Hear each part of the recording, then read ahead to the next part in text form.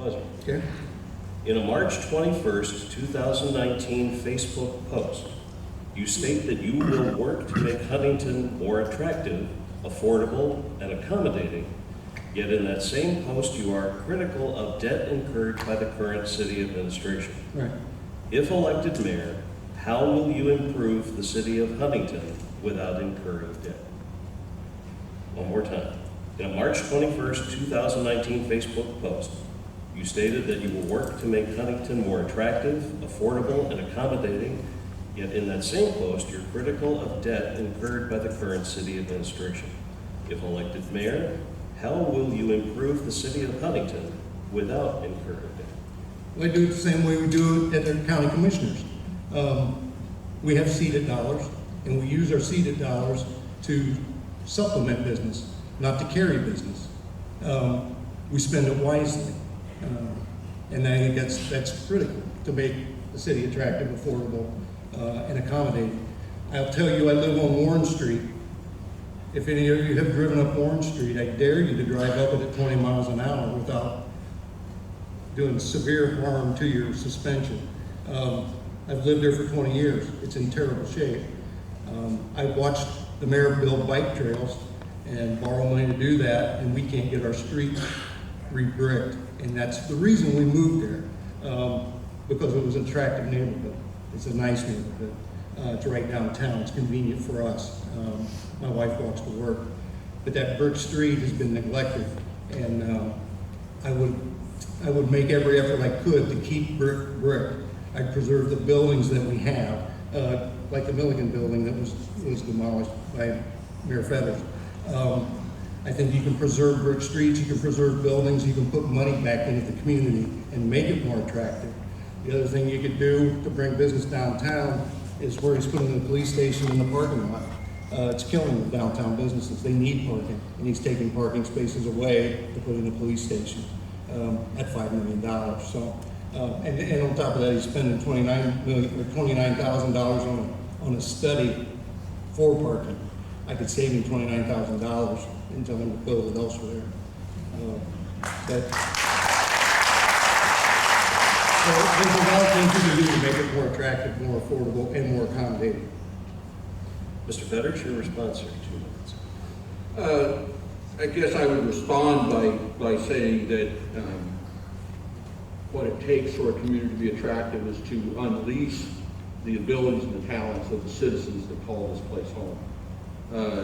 That's why the UB block is so transformational, and bringing the young talent from Huntington University and from Huntington North High School to a place where they can launch their dreams of a new small business downtown.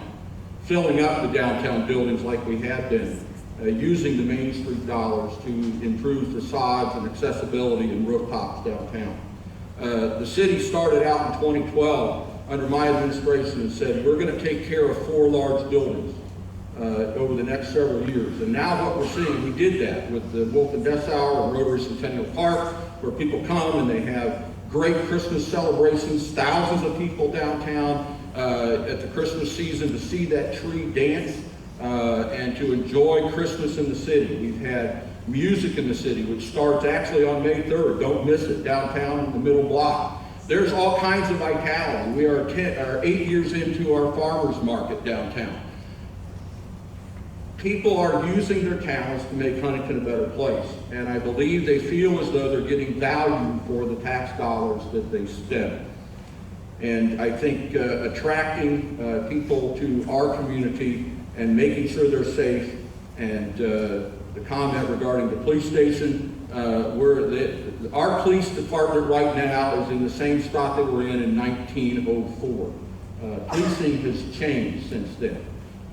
We are able to bring the detectives over into this building, which helps the county. We are able to continue to provide for the kind of law enforcement that the opioid and the drug epidemic are requiring of us today. And we are making sure that our officers have the very best technology so that they go home safe at night and that they go home whole and well at the end of their career.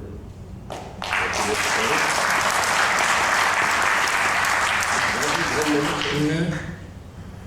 We'll go back to the UB building and the $3 million. When we invest money from the county, we look for a 3 to 5 year return on our investment of the money we spend, be it in tax revenue coming back in from that investment by the private sector, or in jobs and wages created by that investment. Our return on investment, again, is always 3 to 5 years. If the UB building pays $100,000 a year in taxes, it'll take 30 years to pay it back to the city of Huntington. That's too long. That's too much money. It was too big of an investment. It was a risky investment. I think he's gambling with taxpayer money.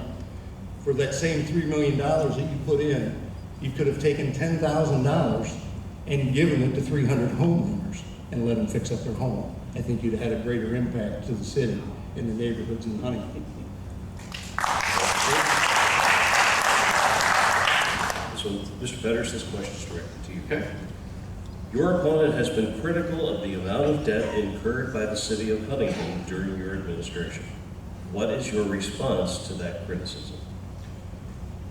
Well, the response that I have is that Mr. Buzzard is abusing and being misleading about the facts.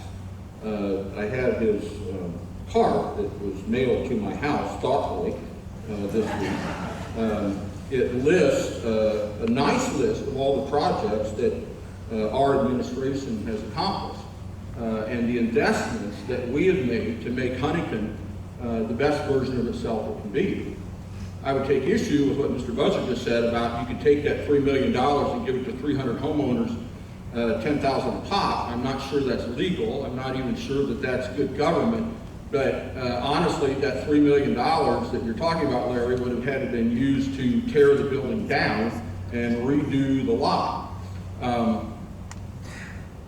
Truly, 80% of our indebtedness right now is because of the mandates that we had to comply with the Clean Water Act to separate sewage from our stormwater that goes into the Little River. And so now what we've seen is we have seen the Little River become something that people enjoy cleaning up rather than throwing trash in.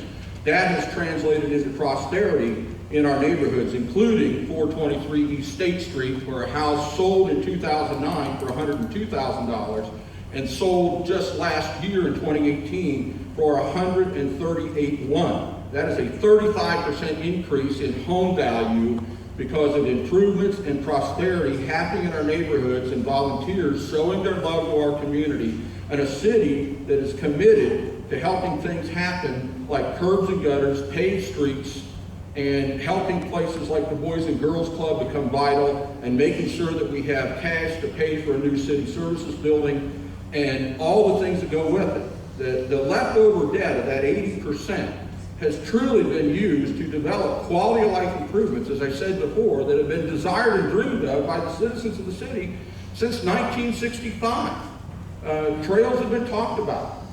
Parks, we have invested over $300,000 in the last several years in renovating our historic pavilions in our parks. And our Veterans Memorial is something that our citizens are truly proud of.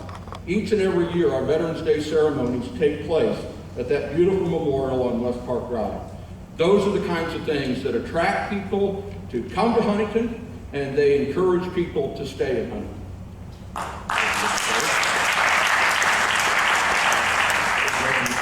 To state the question. Yes, please. Okay.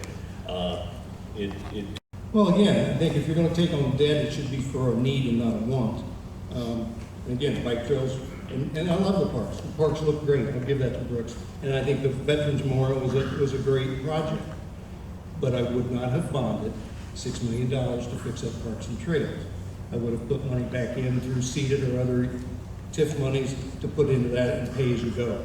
I would not have bonded against that. I think it's irresponsible. There's been several examples about that where I think you can spend money wisely. You don't have to spend, for example, the police station. You're spending $5 million on the police station, like we did at the county when we built the annex. We got in that for $500,000. I could do the same thing right now with the police station. I could put it in the fire station downtown. I could put it across the street at the public service building. I could put it in the Herald Press. I could put it on North Jefferson Street at Brotherhood Mutual.